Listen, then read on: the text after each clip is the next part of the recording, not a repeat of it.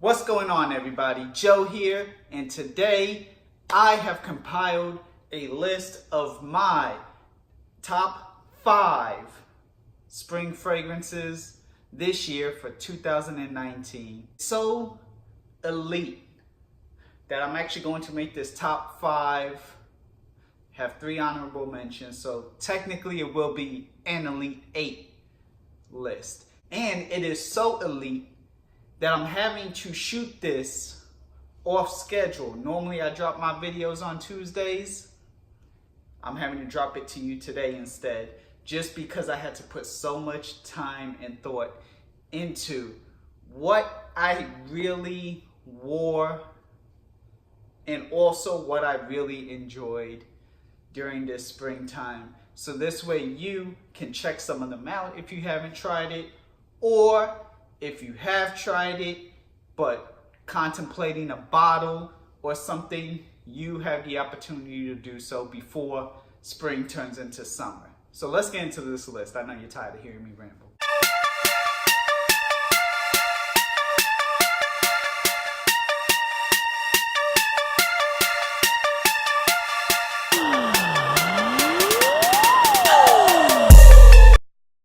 Amongst my honorable mentions, I have to say Mont Blanc Explorer, not because of anything, but it's a good fragrance in terms of, you know, solid release from Mont Blanc, per Mont Blanc quality, if you will. I'm not going to say too much because I will have a review of this, but because I am currently testing it and have been currently testing it, I have to include it in this list since it is springtime and I'm wearing it. Second honorable mention is this Green Irish Tweed from Creed. Creed, Green Irish Tweed. And we all know what it is. You know, really good green spring in a bottle, you know, Green Valleys, Verbena, awesome scent.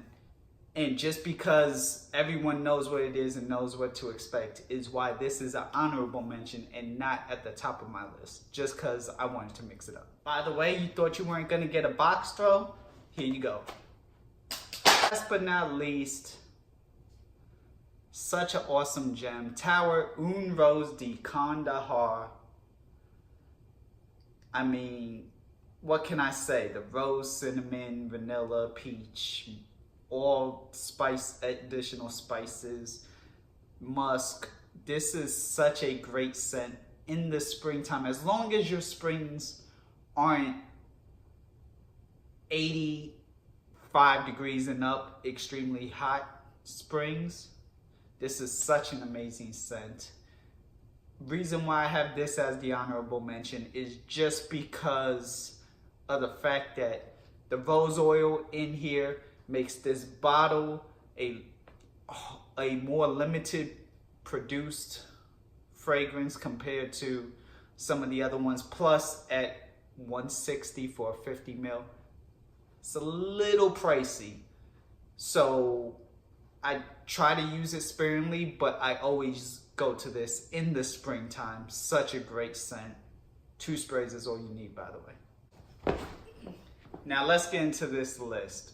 Up first we have Mont Blanc Individual. If you've had Original Santal, this is kind of like that. You're gonna get that sandalwood, chocolate, vetiver, lavender, clean, almost dry cleaner, or not dry cleaner, dryer sheet type of vibe. It's a solid scent in the spring. Again, as long as your springs aren't extremely hot. I like it. It's just a little bit more mature for me personally.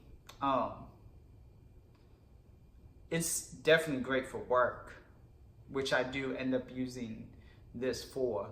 Just because of my personal preference, I have other fragrances that I enjoy more, is why this is at the number 5 spot. Speaking of fragrances that I really enjoy, watching from Christian Dior Privé line. I mean, this is such an amazing iris, vanilla, musk, woody type of fragrance. Great, great, great in the spring. Unisex all around. Not the best on performance, but me personally, I really enjoy this one. And it's been a while since I've worn it. So I figured I'd go to it again this spring. Really good stuff. A solid release from Christian Dior. One of my personal favorites, watching. Coming in at number 3 on my list is Armani Privé's Vetiver Babylon. I mean, this stuff is just really, really, really good. You're gonna get vetiver, you're gonna get spices, you're gonna get like a citrusy opening. Yeah, it kind of is a little bit more ideal for the summer given the fact that this is a eau de toilette and light and kind of airy, but me personally, I'm just really feeling this one in the spring. I've been wearing it a lot this year, and man, this is just an underrated gem. A lot of people talk about Figue Eden, I believe that's the one, from this kind of eau de toilette line, but this one is such an underrated gem. If you haven't tried this, I recommend that you do. Armani Privé's Vetiver Babylon. Number 2 is Ultra Zest. Y'all know me, I love Tom Ford, Killian, and Mugler, along with Allure Homme Sport Extreme. But I love those 3 other houses, pretty much almost all the work that they do. This is no different. I had to include one. It is this one. Mostly because I have this, I don't have Crypto Mint. Also too because I like this over Crypto Mint. You're gonna get orange, you're gonna get vanilla, you're gonna get patchouli, you're gonna get cinnamon. And this has really worked for me. The reason why this isn't my number 1 is because of the fact that it's a little bit harder to find now. It's not impossible, but just a little bit harder. And because of that, I didn't wear this as much as my number 1. But this would have been my Dumb Reach number 1 clear favorite. Speaking of Dumb Reach, we're at my number 1. Let me just preference this by saying, because I know you all, most of you all, this number 1 isn't necessarily a number 1 because it is my favorite. It just ended up being the thing that I turned to the most because it was such a dumb reach. Because it actually does get me a lot of attention, and I cannot lie. After going to the gym, after getting tattoos, after just, revamping myself, kind of want a little attention. I mean, don't we all? And because this has garnered me so many compliments lately, I just kept kind of going back to it and going back to it and going back to it. Not the best fragrance. Does not last the longest. But when it was on, when it was time to go to work, it worked. My number 1 is John Varvatos Nick Jonas JV NJ Blue Bottle, not crimson. That is red. This is the blue bottle. Yes, this smells like Jimmy Choo Man Blue. Yes, this smells like Sauvage Dylan Blue, Bleu de Chanel. Yes, this is in the vibe and lanes of all of that. And quite frankly, it's not my favorite lane outside of Bleu de Chanel Parfum. But to preserve my parfum,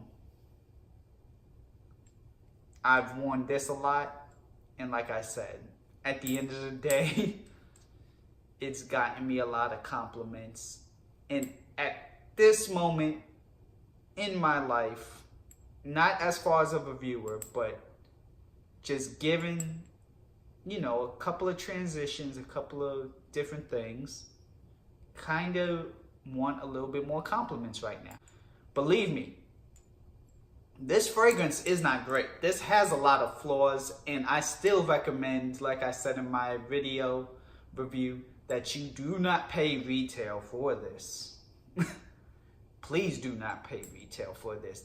Definitely get this on a sale, through a discount, or auction on eBay. Somewhere that has you paying about half price.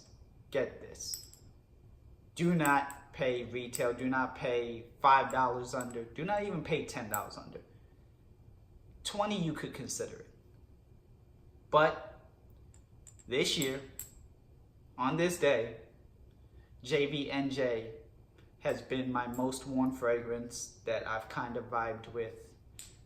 And so for that, this spring, JVNJ is my #1. So there are my thoughts, everybody. What are your thoughts? What do you think about my list? Do you personally feel it's crap, given some of the selections? Do you think it's solid, really good? Have you tried any of these fragrances? Have you not tried any of these fragrances? Let me know. Let me know what you have as your go-tos for this spring. Leave it all in the comments down below. Thank you all for watching. Again, I am sorry for the delay. Just been kind of caught up with some things lately. But I'm here. Better late than never. My name's Joe. I'll see you all later.